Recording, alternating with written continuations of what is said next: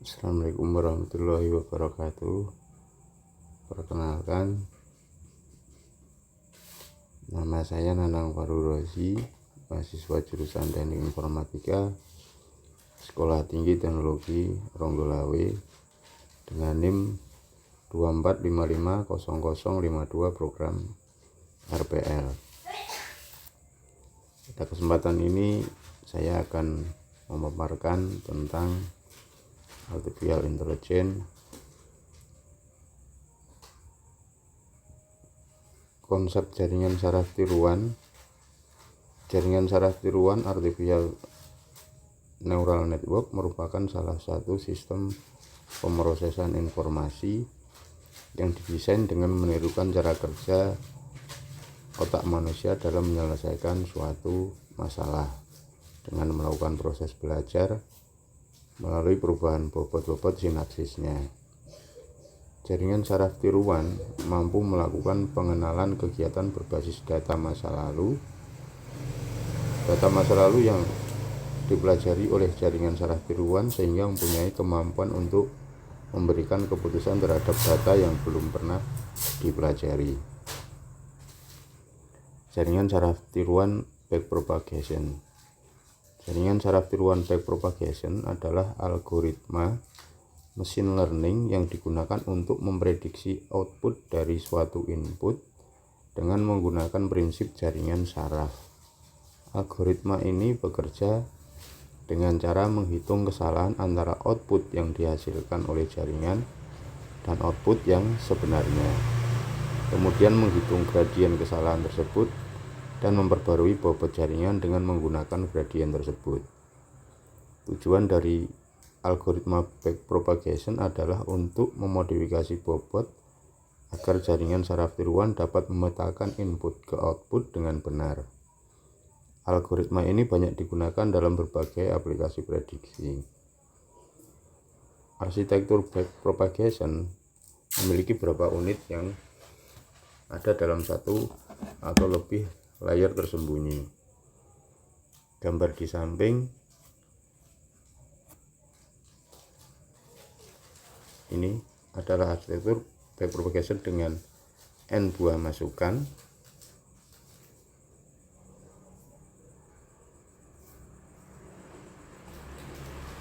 ditambah sebuah bias,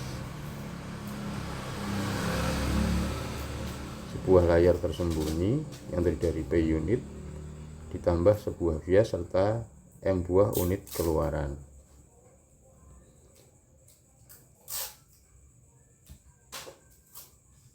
VCI merupakan bobot garis dari unit masukan XI ke unit layar tersembunyi ZC.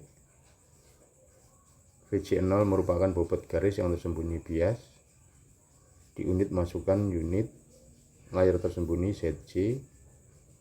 VKC merupakan bobot unit dari layar tersembunyi ZC ke unit keluaran YK. WK0 merupakan bobot dari bias layar tersembunyi ke keluaran ZK.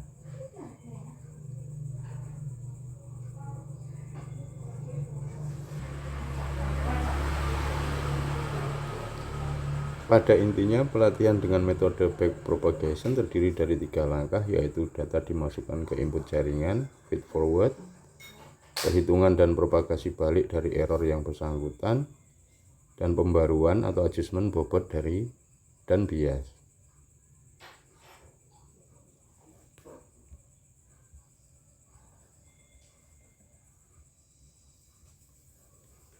Algoritma metode backpropagation. Step 0, inisiasi bobot dan bias. Baik bobot maupun bias dapat diset dengan sembarang angka acak dan biasanya angka di sekitar 0 dan 1 atau min 1, bias positif atau negatif. Step 1, jika stopping condition masih belum terpenuhi, dijalankan mulai dari step 2 sampai step 9. Untuk setiap data training, lakukan step 3 sampai 8.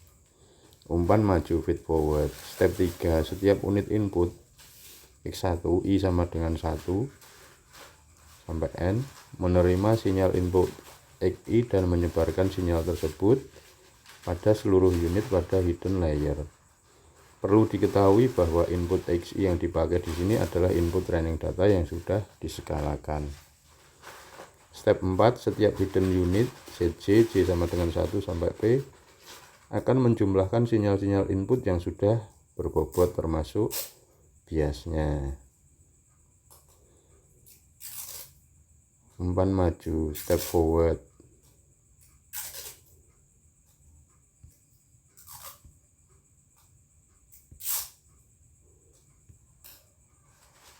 Di sini terdapat perhitungan set in C sama dengan V0C plus sigma N I sama dengan 1 XI VIC.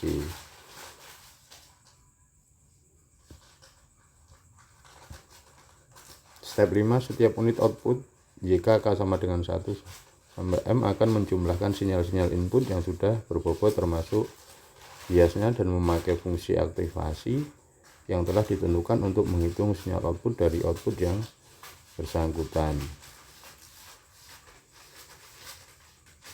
Propagasi error, backpropagation of error. Step 6, setiap unit output YK K sama dengan 1 sampai M menerima suatu 1, sampai M menerima suatu target pattern di set output yang sesuai dengan input training pattern untuk menghitung kesalahan error antara target dengan output yang dihasilkan jaringan.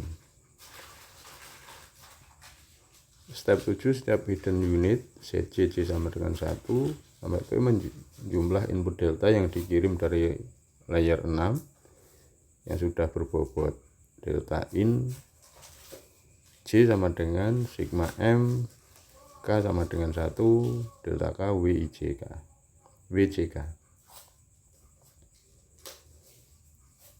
Step 8, pembayaran bobot dan bias. Setiap unit output YKK sama dengan 1M akan memperoleh bias dan bobotnya dari setiap hidden unit.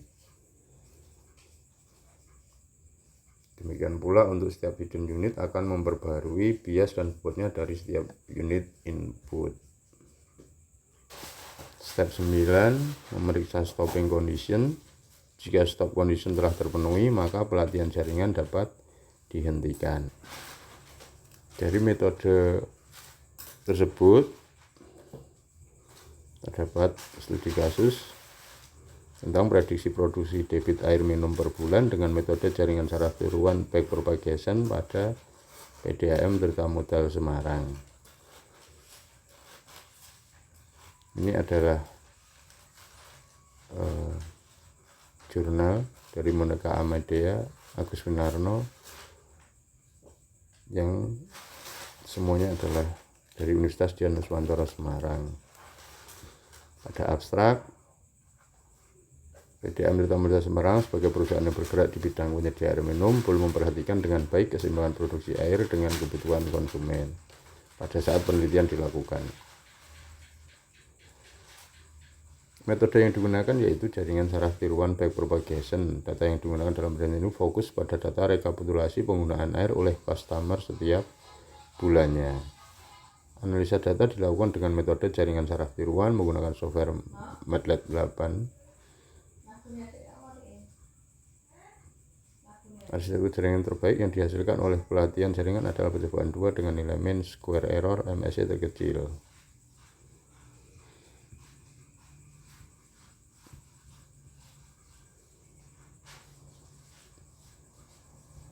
Ini berdasarkan teori jaringan neuron buatan di atas kumpulan grup neuron yang tersusun dalam lapisan input, tersembunyi maupun output.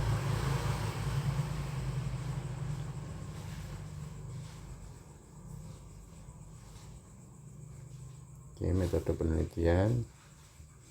Ini ada penelitian lama. Ada metode analisisnya. Metode backpropagation terdiri dari langkah-langkah berikut: menetapkan tujuan sistem, menentukan jangka waktu prediksi yaitu prediksi tiap bulan, memperoleh data dari pengembangan teknologi informatika dari kalkulasi air minum, menentukan transfer function, normalisasi dari input bertujuan untuk menyesuaikan nilai ring data dengan log sigmoid, merancang struktur jaringan bertujuan untuk mendapatkan komposisi jumlah neuron, hidden layer, elemen input, dan nilai parameter training yang optimal. Dari penelitian tersebut, hasil dan pembahasannya adalah selama kemajuan terus menerus dalam pelatihan pembelajaran jaringan membutuhkan parameter-parameter yang digunakan untuk mengenali pola data. Parameter pembelajaran dalam penelitian meliputi max epoch 1000 dan learning rate 0,001. Ini percobaan hasil trainingnya, percobaan 1 sampai 10. Ini errornya. Dari target yang ada pada tabel diambil data pemakaian bulan Januari sampai Desember bagi data berbanding dengan hasil output yang diberikan. Dari tabel di atas tampak bahwa 10 percobaan dilakukan penulis, jaringan terbaik dihasilkan oleh pelatihan percobaan 2 dan nilai MNS terkecil.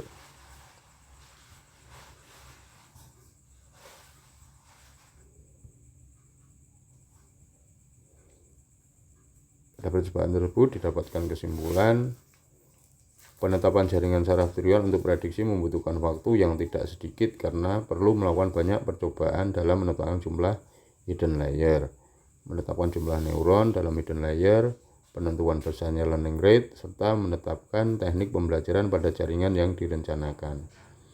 Kombinasi struktur yang dihasilkan sekarang pun masih belum bisa dikatakan sebagai hasil terbaik pada performa maksimum dan jaringan saraf dari jaringan saraf tiruan.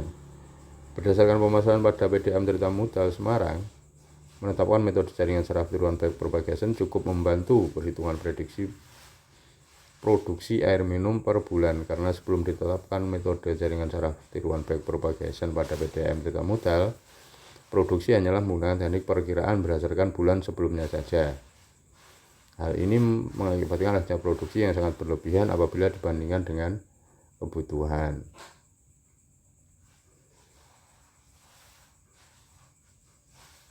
Dalam penerapan metode backpropagation pada PDAM Tirta Mudal Semarang masih memiliki kelemahan. Oleh karena itu, saran-saran untuk mengatasi kelemahan tersebut adalah adanya sistem untuk mempermudah prediksi jumlah produksi tiap bulan. Jadi jumlah produksi dengan jumlah air yang terjual, berhubung antara sistem prediksi dari bagian produksi, melakukan training di penelitian selanjutnya, memperhatikan jumlah produksi berdasarkan hasil output sistem, melakukan pengecekan lapangan untuk mengantisipasi pencurian debit air, masalah kebocoran, dan pemborosan air minum. Demikian paparan saya tentang